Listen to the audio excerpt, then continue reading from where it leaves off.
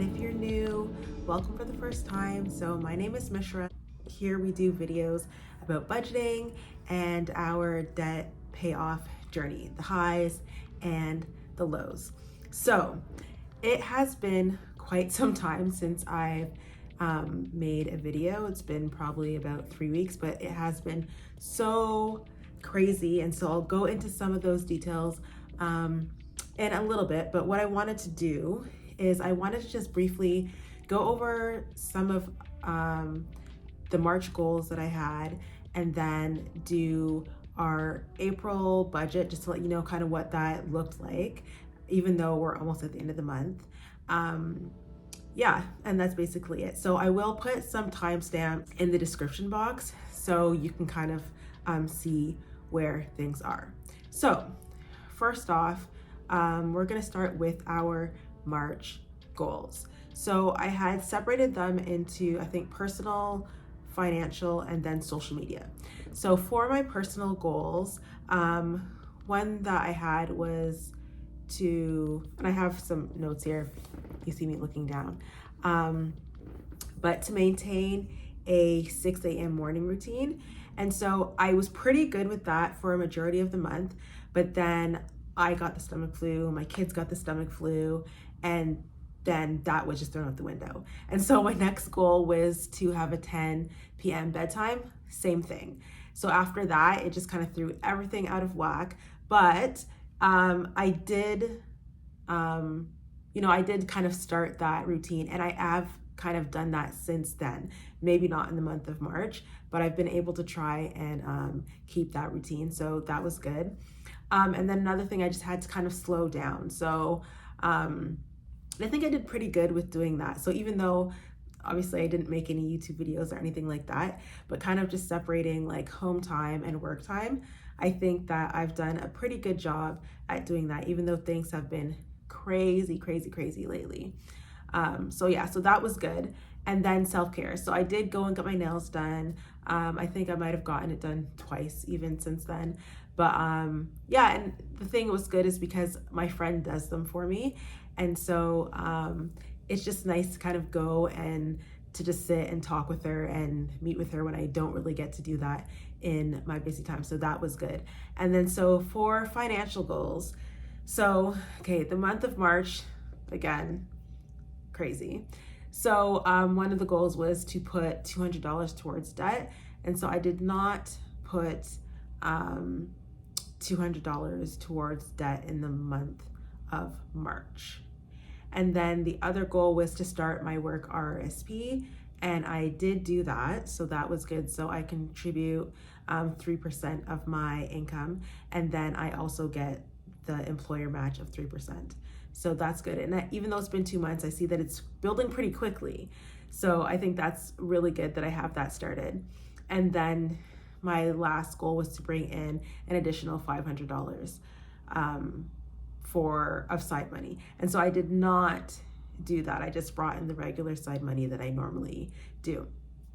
And so for social media, I had to grow to 160 subscribers, which I didn't. I think I have maybe 158, but also I've been absent the last 3 weeks. So what can I say? And then to post 1 time a week. So I did do that in March. I did not do that in April, but I did do that in March. So overall, I think not too bad. I'm not mad at it. You know, sometimes life just goes crazy, even when we have, stuff going on. So we can't always accomplish what we want to, but that's okay. And so just a side note, so I'm actually in a hotel right now. So I'm in the US on a work conference. So that's why the setup is a bit different here. So just thought I'd put that out there. And if you hear any noises, it's just probably outside or housekeeping, because it's actually pretty loud in here for some reason. Okay, and so for April now, I did not make any goals. Like, things have just been going.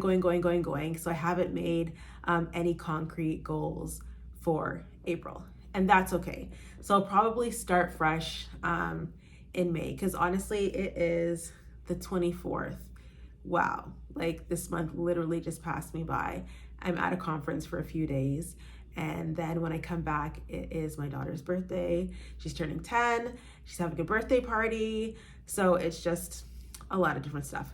Okay, so now we're just gonna get into our April budget. So I'm just gonna show you kind of what the budget looked like for the month. There could be some things that changed a little bit, and if there is anything like really big, I guess I will let you know. So let's just hop into that.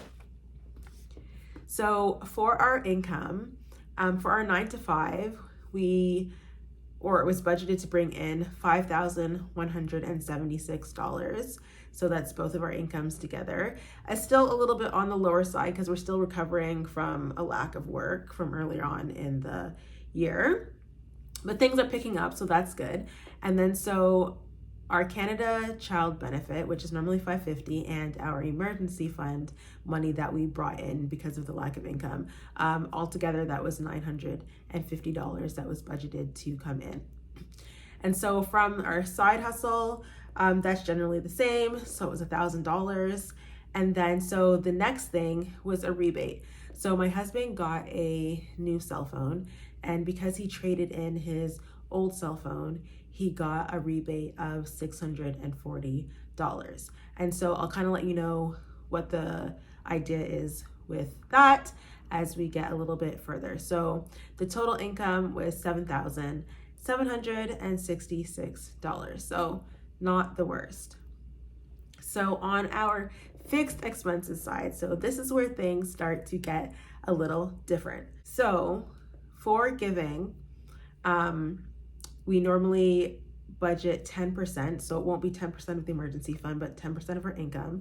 So that amount is $672. And so that is what the plan is, but because of everything that's going on, that may not happen, and that's okay, but that's kind of like a priority that we do kind of put out there. And then so the next thing, if you notice, or if you followed me and you watch my videos, you'll see that something's missing. So what is missing? Our rent payment. So guess what? We're moving. So if you follow me on Instagram, or if you've read my blog or anything, you know that since the beginning of 2020, we have been trying to move. We were at one point trying to buy a house, but that wasn't really working out. We still had to work on some stuff. Then we were trying to rent. We're having challenges renting because we have a dog along with like other things. And so it's kind of been like 2 years of going back and forth. And if you know, you follow me, you would know that we currently live in a basement apartment. So it's a 2-bedroom basement apartment. And when we first moved in, it was just me, my husband, and our one daughter. And then my stepdaughter would come on weekends. But now our family has clearly grown, and 8 years later, we were still there. And then obviously the last 2 years have been basically the pandemic. So we're so excited to say that we are moving. So because of that, we've put down first and last. And because of that, we don't have to pay rent this month. So yay! Like we're so excited. We're moving into a townhouse, and yeah, no, we're just so excited to finally be out of the basement, especially since the pandemic happened. It was just a lot being in such a cramped space, and it was definitely affecting our mental health and stuff like that. So it's gonna be different. Like our months coming up, our budget is going to look completely different. We're going to now have utilities and stuff like that we have to pay, but we're just glad to be out, and we'll deal with those things as they come up. So next is State Farm. So that's our car insurance, and we have a little bit of life insurance and renter's insurance. So because of where we're moving, I used to budget $610, but now I think it's gonna be between $400 or $450. I think it's $4, but it might be $450. But anyways, I budgeted $405. And so that will go down, which is really good. So that's starting in the month of April. And then for our Nissan, as always, $540.36. And so our TELUS bill is a little bit higher. It's $243.43, and that is because we had some long distance charges.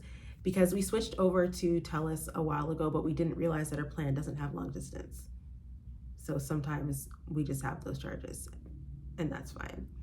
And so basically the rest is just our regular payments that we pay on our debt every month that are generally the same. But if you look at Annie Wilkes, you'll notice that the payment for that is $0.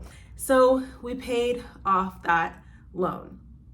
And so basically I had already kind of known in my head that I wanted to pay it off. So that's why the budget has $0. But because we were getting the rebate from the cell phone company, I was going to use that $640 to put towards the loan. And then because we weren't having a rent payment, I was also going to use some of that money to put towards the loan, because I wanted just to kind of clear out the loan and have some of that cash flow back now that our expenses are going to be going up. But it just so happened, or not just so happened, but someone had gifted me $1,500. And so I ended up using that to pay the loan. And so now it is gone. The balance is $0. It is no more. And I'm so happy because originally, I think it was supposed to end in October or November of 2023. So I'm just really happy that that's not there anymore. So for insurance for our kids, we pay $300 a month. And then for American Express, $165, and that goes towards our subscriptions, which, since we're moving and we will now have internet that we're paying for, and we got a package deal that will include cable and stuff like that. So we're going to be canceling some of our subscriptions, because I did kind of a subscription audit, and I didn't realize that we were paying $23 for Netflix. It was $14.99, and then all of a sudden we're paying $23 for Netflix. Then we have Prime, Disney Plus, all this stuff. So once we move, we are going to be canceling some of these other subscriptions, and then that will lower that amount. And then, as always, we have our bank fee that is $20. So all of that comes to $3,669.29. So what we have remaining is $4,096.71. So now on to our variable expenses. So these are basically the same as they normally are. So for food, we budget $600, which honestly, that's definitely going to go up, but I'm just leaving that at that right now. For pets, we budgeted $400. And so for gas, we've budgeted $600. So normally we would budget $800, but my husband hasn't been doing as much traveling as he was before. So I'm just going to put that at $600. Oh, the other thing is I'm going to be working closer to home. So my commute will be max 10 minutes. So that will also help with gas, because before I was driving half an hour each way. Amazing. Like, I've always dreamed of working like 10 minutes from my house. And then, okay, so for buffer, we always have a buffer of $200. Our kids' allowance is $25. And then, so as I mentioned, it is my daughter's birthday. She's turning 10. And so the balance on her birthday party is $254.25.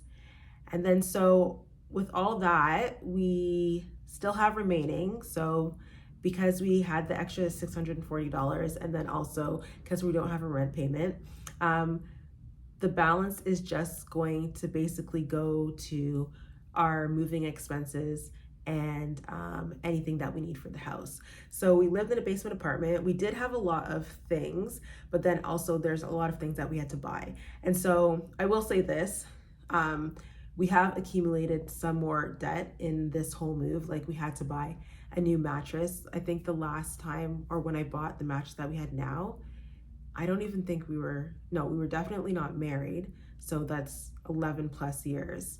And it honestly might have been like 15 years, like when I was in college. So we definitely needed a new mattress. And so we got a new mattress and some other stuff. So, we did pay off that loan, but we have accumulated some other stuff. So I'm not gonna, be here and say that we haven't, because even though it was our intention to move, we hadn't necessarily built up like this moving fund for all of these things that we have. So we just have to develop a plan to pay off this stuff that has come up, and that is okay. But the rest of the money is basically going towards moving and different stuff that we need for the house. Like we needed a kitchen table, like just little things like that. Like, I don't know, we needed cutlery because we have cutlery, but it always just kind of went missing. Like, so we needed a bed because my son, he didn't have a bed. So we need a bed, which we haven't gotten yet. So anyways, there's all these little things that we kind of need that will add up. So I've just allocated everything else. And so the total of that is $3,896.71. So remaining is we have $200. And so, as you know, I used to have $400 that automatically got taken from my pay and went into a bank account that we consider our emergency fund. But because I'm doing the group RRSP, I decreased that amount to $200. So the last thing is our savings going into our emergency fund is $200. And obviously in the future, that amount will be reassessed as things change. And so, yeah, that's basically it. So that's our update. We're moving. I'm so excited to be moving. And and honestly, even when it comes to just creating content or filming videos, I'll have a better space to be doing those type of things. So it'll just make it a lot easier on me. But if you like this video, if you're excited that we're moving, if you're happy for us, hit the like button, subscribe to my channel, and you can kind of watch us on this journey of moving and how that will change our budget. So until next time, bye.